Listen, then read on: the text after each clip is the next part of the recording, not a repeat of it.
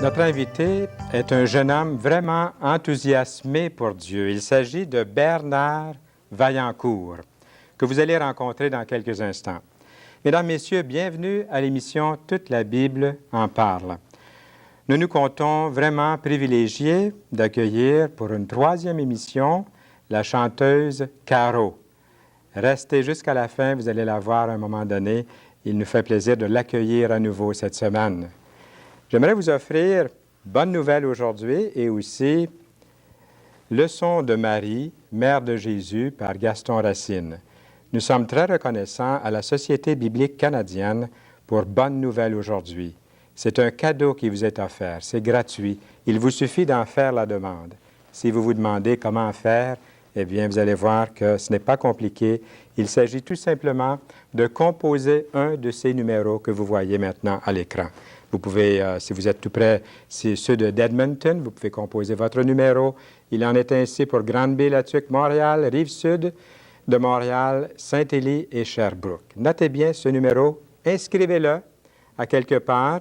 Vous en aurez peut-être besoin cette semaine.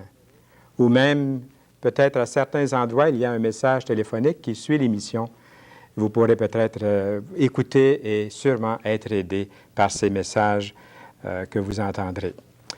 Il y a un petit passage ici dans le livre que je prends quand même 2 secondes. Le Dieu qu'elle connaît, Marie, n'est pas une forme anonyme, une idée vague ou un impitoyable destin, mais le Dieu personnel et vivant qui a un cœur, des yeux, un bras fort tout-puissant. Et c'est de celui-là que veut nous parler aussi notre invité. Nous allons maintenant nous rendre auprès de lui. Il s'agit de Bernard Vaillancourt, ce jeune homme qui est tellement enthousiasmé pour son Sauveur, qu'il aime, et il se dévoue aussi à son service. Alors, s'il vous plaît, sans plus tarder, nous nous rendons auprès de lui. Bernard Vaillancourt, bonjour. Bonjour, bonjour. Sois le bienvenu à l'émission Toute la Bible en parle. Ça me fait plaisir. Moi, je te connais très peu, Bernard, même si on s'est rencontrés depuis une dizaine d'années dans des réunions, même peut-être plus qu'une dizaine d'années. Ça fait 17 ans. 17 ans qu'on se connaît. On ne voit pas passer le temps. Ben oui. Mais tu devais être un tout petit garçon quand je t'ai vu Non, là-bas? j'avais 19 ans quand j'ai accepté le Seigneur. Puis tu es resté à 19 ans depuis ce temps-là? Depuis ce temps-là, je vis une vie merveilleuse. Oui, ça doit. Je suis vraiment heureux de vivre dans le Seigneur. Parce que je te regarde, puis il me semble que tu as une apparence de jeune encore. Oui, merci. C'est vrai. Comment vivais-tu à l'époque où je te rencontrais? Je pense que c'était à Sainte-Thérèse de Blainville. Oui, exactement. J'étais à Sainte-Thérèse de Blainville. Comment était la vie à l'époque? OK. La vie à l'époque, c'est que si je parle pour moi-même, c'est que je venais de terminer mes études en électronique, dans la réparation de radio et télévision. Puis à un moment donné, j'ai rencontré un ami d'enfance. Puis on a passé la journée ensemble, puis il me disait, ben Bernard, tu devrais, je sais pas, tu devrais faire beaucoup de... Je sais pas trop comment expliquer ça, mais il trouvait que tu devrais t'engager dans quelque chose de plus profond parce que tu es toujours heureux. Oui. Ah, tu as un caractère facile, un Roger Bontemps. C'est ça, un Roger Bontemps. Puis j'étais peut-être trop Roger Bontemps. Ah bon? Puis lui, il parlait, par exemple, il était arrivé pendant qu'on parlait durant la journée d'activité qu'on était ensemble, il dit « Je m'en vais voir un film sur la fin du monde. » J'ai dit « C'est quoi cette affaire-là? » Ah, il dit il ne savait pas trop, parce qu'il n'était pas chrétien en passant, ce type-là. Puis le film avait lieu à quel endroit? Avait lieu à Saint-Eustache. Ça, c'était dans une église? C'était dans une salle paroissiale? Je ne pas dire un palais, là, mais ce n'est pas un palais, c'est dans un centre culturel à Saint-Eustache. Ah oui? Puis justement, c'était vous qui étiez là. Puis à un moment donné, c'était là que j'ai pris une décision pour le Seigneur. Mais j'aimerais t'expliquer qu'avant de prendre une décision pour le Seigneur, ma vie passée, j'avais beaucoup d'angoisse, j'étais inquiet. Je cherchais vraiment la vérité. Et j'ai eu l'occasion d'aller dans des milieux où ce n'était pas là où je trouvais la paix. Et quand j'ai eu l'opportunité d'aller à cette réunion-là, de cette bonne nouvelle-là, j'ai eu l'occasion de faire connaissance vraiment à des amis, à des gens qui vraiment respiraient l'amour de Dieu, l'accueil, Puis la vérité, étant donné qu'ils avaient la Bible entre les mains. Et durant la prédication, Fernand parlait de péché. Je me demandais qu'est-ce que c'était ça, cette affaire-là, le mot péché. Le péché, c'est un mot très simple, c'est une question d'avoir manqué le but. C'est d'être à côté de la traque. Pourtant, moi, je croyais que je menais une bonne vie, j'avais rien de spectaculaire qui ferait que je devrais tomber dans accepter le bon Dieu dans mon cœur ou quelque chose comme ça. Mais les termes, ce qui est arrivé, c'est que j'ai dû reconnaître, puis c'est là qui est important, reconnaître que même si je n'avais pas volé, triché, que je n'avais pas fait d'adultère, que j'étais avec, je pense, une morale qui était adéquate, j'avais des comptes à rendre à Dieu. Parce que... Oui, Bernard, je t'écoute, puis je me dis, est-ce que tout ça, ça se passait pendant le message?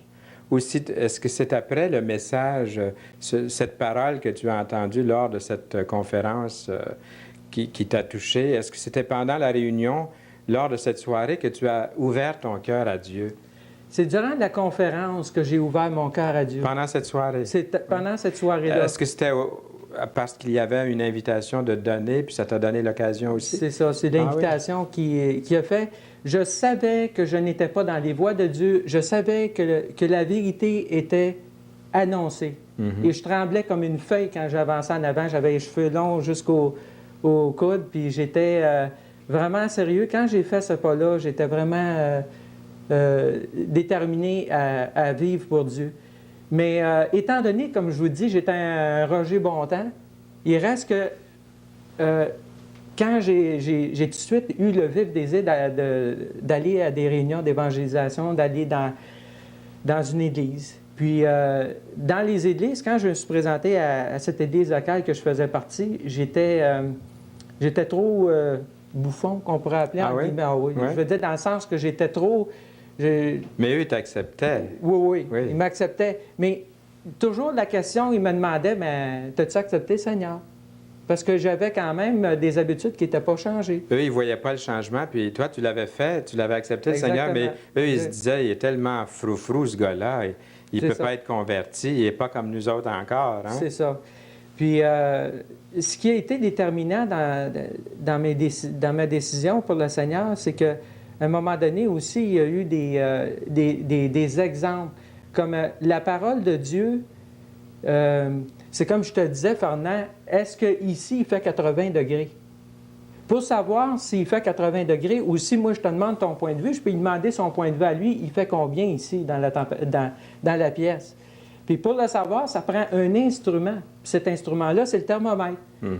Puis ce qui est arrivé, c'est que moi, j'ai dit, ouais, ça prend un thermomètre, c'est vrai. Là, il dit, la parole de Dieu, c'est la même chose. Pour savoir exactement l'état d'âme d'une personne, ça prend la parole de Dieu. Et la parole de Dieu était pour moi, à ce moment-là, vraiment un tournant pour vraiment reconsidérer mes voies, reconsidérer toute chose, puis dire, oui, je vais prendre la parole de Dieu comme livre de chevet. Puis, quand ça dit dans Romains 12, 1 et 2, il dit, « Je vous exhorte donc à offrir vos corps comme un sacrifice vivant, saint, agréable à Dieu, ce qui sera de votre part un culte raisonnable. » Il dit, ne soyez pas, il dit, soyez transformés par le renouvellement de l'intelligence. C'est ce qui est arrivé pour toi. Afin que vous discerniez quelle est la volonté de Dieu. Oui. J'étais étranger à la vie de Dieu. On nous présente la vie chrétienne comme s'il fallait avoir fait beaucoup de péchés, beaucoup de choses. Puis, dans le fond, même si je dirais que j'étais un voleur, que j'étais un meurtrier, que j'ai été ci et ça, ce n'est qu'un résultat. Ce n'est pas la cause du fait que... C'est le problème, la cause, c'est que j'étais étranger de Dieu, j'étais ignorant des choses de Dieu. Puis aujourd'hui, Bernard Vaillancourt, oui. Est-ce que tu dirais que la vie chrétienne vaut vraiment la peine d'être vécue? À 100 000 à l'heure, il n'y a aucun doute là-dessus. À 100 000 à l'heure. Ah, tu oui. brises toutes les lois là, de la physique. Puis de la loi de la route aussi. Là, ça n'est sur une route. Pour vivre pour le Seigneur. Ouais, je veux dire qu'il n'y a pas rien qui va arrêter ça on se comprend, là. Mais on pourrait faire juste une petite pause ici pour que tu nous dises ce que tu fais présentement. OK. Présentement, je suis dans l'imprimerie, puis j'essaie de faire une bonne impression. donner une bonne impression dans Oui. tous les domaines, dans le Seigneur surtout. C'est bon ça. Ouais. Puis après, qu'est-ce qui est arrivé, c'est que c'est ça, là. La vie chrétienne vaut vraiment la peine d'être vécue pour toi. Est-ce que tu pourrais donner 10 bonnes raisons pourquoi la vie chrétienne vaut la peine d'être vécue? 10 bonnes raisons, c'est que premièrement, les angoisses, les inquiétudes, les fardeaux, toutes ces choses-là disparaissent. Il y a un repos, une paix que Dieu donne, puis des promesses que Dieu donne dans sa parole qui sont réalisables, qui sont véridiques, que quand on les vit, on ne peut pas faire autrement que de vouloir connaître plus Dieu, ton Sauveur. Oui. Puis je pense à un verset dans Jérémie 29, 13, il dit « Car je connais les projets que j'ai formés sur vous, dit l'Éternel, des projets de paix et non de malheur, afin de vous donner un avenir et de l'espérance. » Si je pouvais simplement prouver, je voudrais tellement vous prouver que la parole de Dieu est vraie, que Dieu, Jésus-Christ, c'est Jésus-Christ qui est présenté dans la parole de Dieu. Vous présentez que Dieu, c'est lui qui m'a créé, c'est lui qui vous a créé. Puis j'aimerais tellement, Fernand, vous dire combien que c'est une vie d'abondance, une vie riche qu'on a en Dieu. Mais le problème de la vie chrétienne de la plupart des croyants, c'est qu'on n'obéit pas à la parole de Dieu. On ne se soumet pas à la parole de Dieu. Mais toi, Bernard, tu as dû avoir l'occasion justement de faire ça. Oui. D'obéir à la parole de Dieu depuis combien d'années? 17 ans Ça maintenant? fait 17 ans, oui. 17 ans que tu lis la parole de Dieu. Est-ce que tu pourrais nous parler sans gêne des activités que tu as eues depuis le temps que tu as accepté le Seigneur, que ce soit dans ton Église ou des projets que tu as entrepris, que le Seigneur a béni dans ta vie? Est-ce qu'il y a des choses que tu fais, que tu aimes faire dans la vie chrétienne, puis que tu voudrais continuer à faire même dans l'avenir? Une chose que j'aime beaucoup faire, c'est faire de l'évangélisation. Ça veut dire quoi au juste? C'est ça. Faire de l'évangélisation, ça veut dire, ce que j'aime beaucoup faire, c'est parler du nom de Jésus. Ça, C'est aller dans les rues, aller partout dans mon entourage, puis parler qu'est-ce que Dieu a fait dans ma vie. C'est-à-dire comment que Dieu s'est manifesté dans ma vie, qu'est-ce qu'il m'a donné? Il m'a donné un trésor riche. Et tu le fais, ça? J'ai fait ce pas-là. Oui, tu fais ça. Tu sais, on dit Jésus, ouais, mais il n'est pas présent, il n'est pas... Une personne n'a pas nécessairement un corps. Une personne est dotée d'une volonté, de sentiments, puis d'une intelligence. Oui. Exact? Donc, dans ces facultés-là, c'est vraiment la personne de Jésus, il n'est pas présent de corps, mais dans son esprit, Dieu nous ayant habitant, Dieu il est dans ma vie. Habitant en nous, là. En nous, fait toute la différence du fait que je ne connaissais pas, étant ignorant dans ce que j'étais. Puis aujourd'hui, je suis un homme dans les voies du Seigneur, tu sais. Et quand tu fais de l'évangélisation, est-ce que tu parles de prêcher devant un groupe ou tu as dit que c'était dans la rue? Non, c'est plus personnel. Tu sais, dans mon ça, parmi les amis et tout ça, la famille. La famille, Ouais. tous ceux qui m'entourent. Tu sais, de leur communiquer comme quoi que Jésus est vraiment... Et quelle est la réaction en général? Est-ce que tu as une bonne réaction de la part des gens la majorité du temps? Ou si tu vois au travers de l'opposition, comment est-ce que tu... disons, affiles ton propre projet à continuer? Est-ce que ça te décourage quelquefois de voir que si peu de personnes réagissent ou répondent favorablement? Moi, ce que je répondrais, Fernand, c'est que la plupart des gens ne savent pas que Dieu n'est pas un Dieu qui a créé des êtres humains, robots ou des êtres... Il nous a créés d'une façon libre. Il nous a créés pour qu'on prenne un choix personnel. Quand Jésus a dit dans Apocalypse 3:20, « Voici, je me tiens à la porte et je frappe. Si quelqu'un entend ma voix et ouvre la porte, j'entrerai chez lui, je souperai avec lui et lui avec moi. » Quand il a dit ça, lui, il n'a jamais rentré, il ne rentrera jamais dans la vie d'une personne, OK, sans défoncer la porte. Son amour nous laisse libres. Puis moi, je pense à l'exemple de... Je pourrais avoir un système d'alarme ici, puis je pourrais avoir un chien. Mais lequel des deux je peux préférer pour protéger ma maison? Je préfère bien plus le chien parce que je peux manifester de l'attention. OK, le système d'alarme, il va me le dire s'il y a un vol, il y a un feu, quelque chose comme ça. Mais l'animal, c'est sûr, c'est un exemple qui n'est pas complet, mais il reste que dans le libre choix, fait que Dieu, en l'aimant d'une façon volontaire, Dieu va Dieu, s'il sait que je l'aime d'une façon volontaire, il va aimer bien plus ça. Il aime bien mieux quand ses enfants l'aiment d'une façon volontaire, non parce qu'il a été programmé « tu m'aimes ». J'aime bien mieux avoir l'expression de quelqu'un qui... C'est vrai. Tu sais? Puis, c'est une relation très intime, donc, que tu as avec Dieu. Ouais. Tu lui parles maintenant. C'est ça. Tu as une communion fervente avec lui, régulière aussi. Ouais. Qu'est-ce que c'est que tu aimerais, si tu avais quelque chose à lire dans la parole de Dieu, dans la Bible, Ouais. si tu avais une dernière parole, par exemple, pour un auditeur, un ami qui est là, Moi, qu'est-ce que tu aimerais leur Moi, j'aurais dire? vraiment une parole à... On sait que tu peux prêcher aussi. Exactement. Je ne te demande pas une prédication, Non, mais non. un partage que tu aimerais faire avec quelqu'un. Là, j'avais un autre verset, là, mais ce que je pensais, c'est Jean 5, 34 qui dit « Je vous le dis en vérité, celui qui écoute ma parole et qui croit en celui qui m'a envoyé a la vie éternelle. Il ne vient point en jugement, mais il est passé de la mort à la vie. » Celui qui écoute ma parole. Puis le sens, c'est le sens d'obéir quand il dit d'écouter la parole. Il dit « a la vie éternelle. » Celui qui écoute ma parole et qui croit en celui qui m'a envoyé. Le mot « croire », il ne croit pas à n'importe qui, en celui qui m'a envoyé. C'est en Jésus, c'est pas en une religion, c'est pas en une philosophie ou en quelque chose d'autre, mais c'est en la personne de Jésus-Christ que Dieu nous demande de croire en lui. A la vie éternelle. C'est présent. Dieu nous offre la vie éternelle maintenant. Si on obéit à sa parole, si on est prêt à se repentir, reconnaître que je suis pécheur, malgré, même si j'ai fait le peu de péché que j'ai pu faire, si je reconnais que j'ai manqué le but, que je suis vraiment à côté de la traque, comme si je m'en vais sur l'autoroute, puis j'ai fait plus vite, même si je ne le savais pas, je vais être puni. Je vais être puni pour ça. Puis Jésus nous offre une solution par le pardon. En reconnaissant, j'avoue, Seigneur, je te demande pardon. À ce moment-là, Dieu me promet de me donner sa grâce, son pardon, puis il va venir habiter en moi. Puis en venant habiter en moi, Dieu promet une chose, il va me donner son Saint-Esprit, parce que je ne peux pas la vivre, cette vie chrétienne-là. Puis là, je pourrais te montrer un bon verset, si tu veux. Le bon verset, je le veux. OK, parce bon. qu'il Je est veux prêt. dire, sont tous bons, Sont les tous versets. bons, oui. Je ne veux pas Toute vous la laisser à Bible. croire que la Bible est pas vraie. La Bible ne contient pas la parole de Dieu, elle est toute la parole de Dieu. Redis ça encore une fois. La Bible ne contient pas la parole de Dieu, elle est toute. Elle est la parole elle de est Dieu. la parole de Dieu. Amen.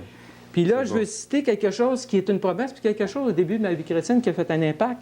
C'est dans Ézéchiel 36, le verset 27, qui dit « Je mettrai mon esprit en vous et je ferai en sorte que vous suiviez mes ordonnances et que vous observiez et pratiquiez mes lois. » C'est qu'est-ce que le Seigneur dit. Je ne peux pas la vivre, la vie chrétienne. Même si je me crois bon, valable, je ne peux pas. Puis c'est là que le Seigneur veut faire, c'est qu'il veut toujours dans ma vie me dire « Bernard, tu dois dépendre de moi.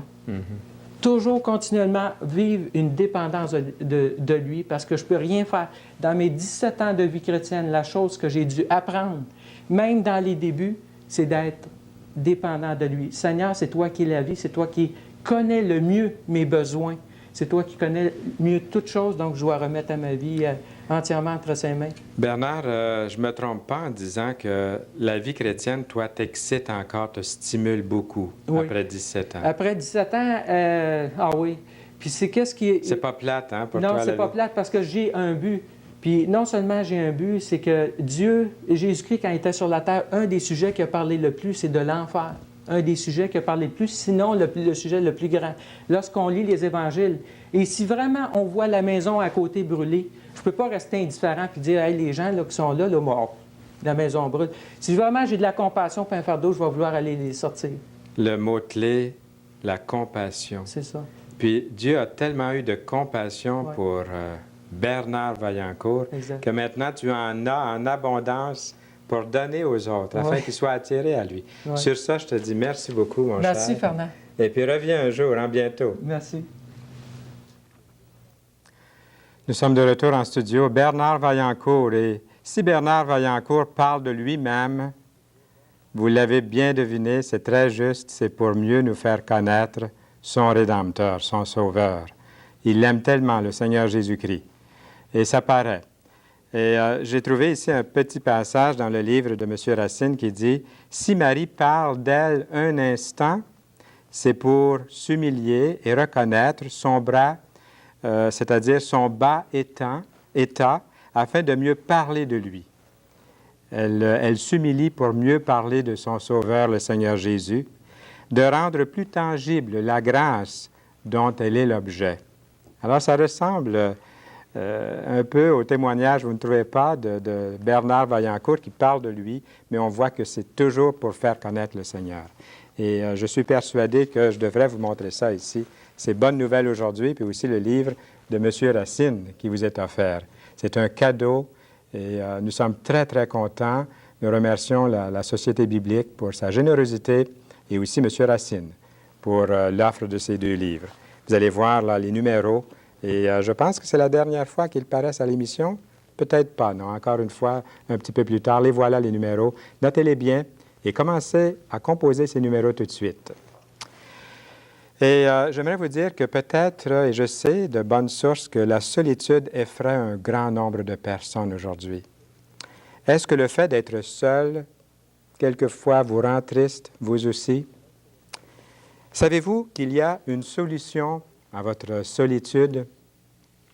Je connais bien des gens qui ne sont plus seuls parce qu'ils ont trouvé quelque chose qui a rempli ce vide dont nous parle Caro. Nous l'écoutons tout de suite.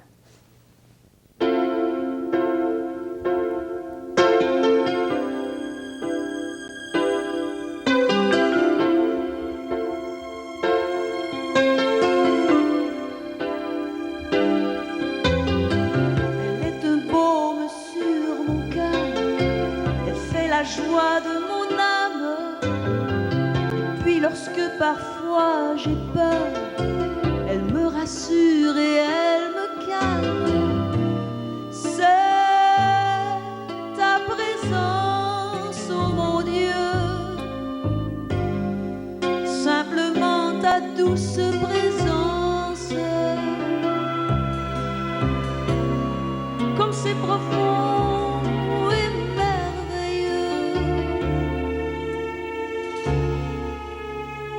D'écouter ta présence,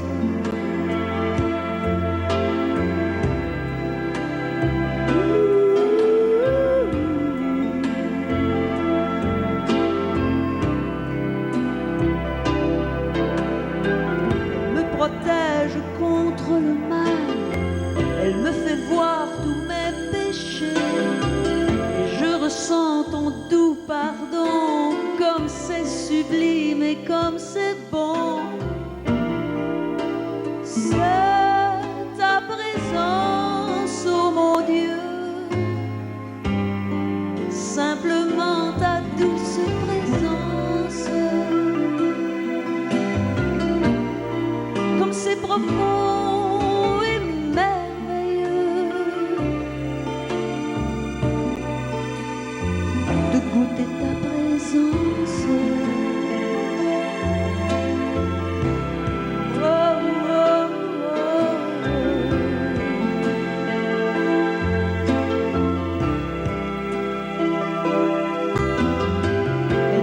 Tressaillir de joie lorsque pour toi je fais des choix afin d'abandonner ma vie conduite par ton bon esprit. C'est ta présence, oh mon Dieu, simplement ta douce présence. C'est profond et merveilleux de goûter ta présence.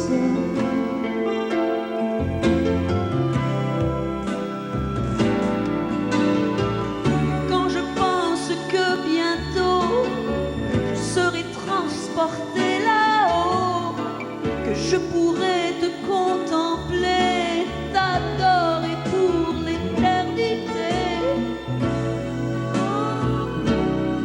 ta présence, oh mon Dieu, à jamais ta douce présence. Comme c'est profond et merveilleux de goûter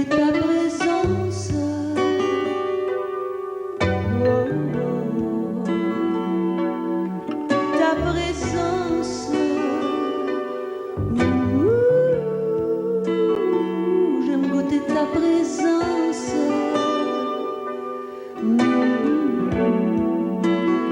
J'aime goûter ta présence.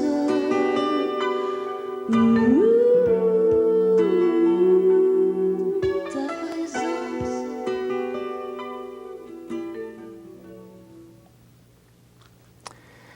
Ce qu'on réalise en écoutant Caro chanter cette belle chanson, c'est que la vie chrétienne est quelque chose de réel. Même tout au long de l'émission aujourd'hui, en écoutant le témoignage de notre ami Bernard Vaillancourt, puis encore dans cette chanson-là, la vie chrétienne, c'est quelque chose de vrai, d'authentique, parce que notre Sauveur est vivant. Il est réel. C'est le Christ vivant, authentique dans notre vie, qui fait toute la différence. Vous dites, Fernand, qu'est-ce que je dois faire pour commencer? Eh bien, bonne nouvelle aujourd'hui, les leçons de Marie. Si vous ne possédez pas déjà ces ouvrages, j'aimerais bien vous les offrir au nom de toute l'équipe, au nom de la Société biblique canadienne et aussi Gaston Racine, afin que vous puissiez commencer la démarche de trouver le Seigneur, être à la recherche de Dieu d'une façon sérieuse et sincère. Et vous allez pouvoir composer ces numéros. Et si vous ne composez pas l'un de ces numéros, vous pouvez encore nous écrire. Vous allez voir à la toute fin de l'émission, il va y avoir une adresse pour vous. Eh bien, dès la prochaine émission, il nous fera plaisir de vous faire rencontrer le papa et la maman d'un enfant trisomique. Donc, soyez des nôtres. À bientôt. Au revoir.